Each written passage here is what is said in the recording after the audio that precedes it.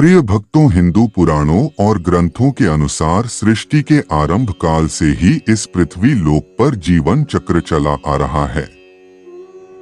इस पृथ्वी लोक पर जिसने भी जन्म लिया है उसे एक न एक दिन मरना ही पड़ता है और ऐसा माना जाता है कि मृत्यु के बाद आत्मा को यमदूत अपने साथ यमलोक ले जाते हैं। लेकिन पृथ्वी लोक से यमलोक की यात्रा जीवात्मा के लिए बड़ा ही कठिन माना जाता है, जिसका वर्णन गरुड़ पुराण में किया गया है।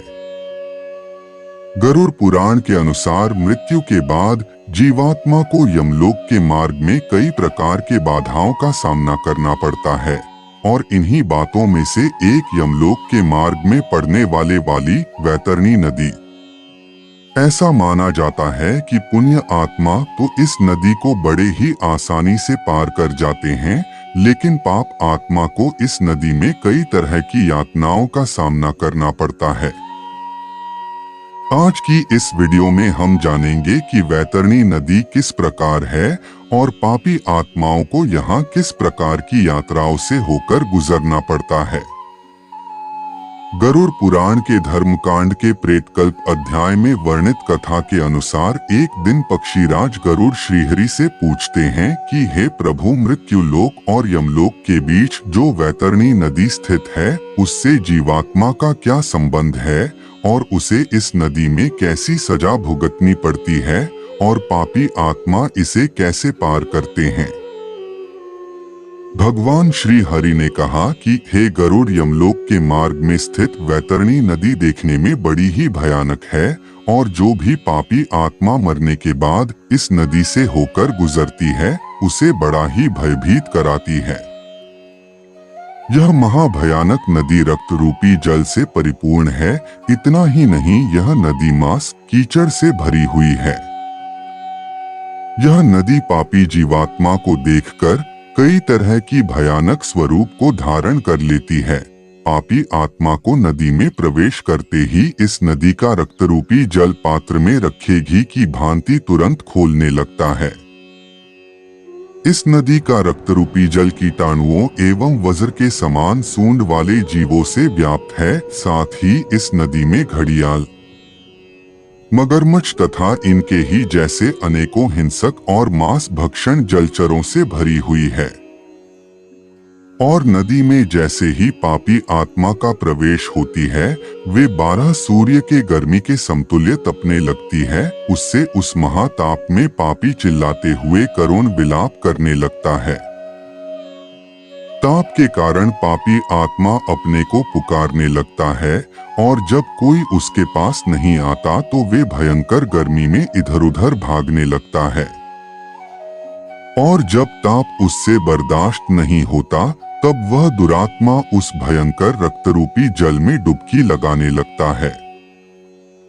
फिर श्रीहरि कहते हैं कि हे गरुड़, कुछ जीवात्मा ऐसी भी होती है जिन्हें मृत्यु के पश्चात इसी वैतरणी नदी में रहना होता है, जैसे कि जो अपने जीवन काल में आचार्य, गुरु, माता पिता एवं अन्य वृद्धजनों का अपमान करते हैं, उसे इसी महानदी में रहना पड़ता है। इसके अलावा जो जीवात्मा अपने जीवन काल में पवित्रता, सुशीला और धर्मपरायण पत्नी का परित्याग करते हैं उनको भी इस महानदी में वास होता है।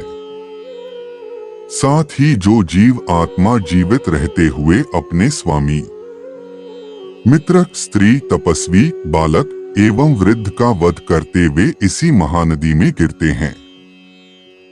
इसके अलावा आग लगाने वाला, विष देने वाला, मद पीने वाला, यज्ञ का विध्वंस करने वाला, राजपत्नी के साथ गमन करने वाला, चुगलखोरी करने वाला, कथा में विघ्न करने वाला, स्वयं दान की वस्तु का अपहरण करने वाला, खेत की मेड़ और सेतु को तोड़ने वाला, दूसरे की पत्नी को प्रदर्शित करने वाला, कन्या के साथ दुष्कर्म करने वाला, शूद्र तथा मांस भोजी ब्राह्मण, ये सब मरने के बाद वैतरणी नदी में वास करते हैं। इन सब के अलावा अहंकारी, पापी, अपनी झूठी प्रशंसा करने वाले, गर्भपात करने वाला वैतरणी में निवास करता है। परंतु इन पापी जीव आत्माओं में जिसने मकर और कर्क की संक्रांति। सूर्य ग्रहण, चंद्र ग्रहण, संक्रांति, अमावस्या अथवा अन्य पुण्यकाल के आने पर श्रेष्ठतम दान दिया हो उसे एक निश्चित समय के पश्चात यमदूतों के द्वारा इस नदी से निकाल लिया जाता है।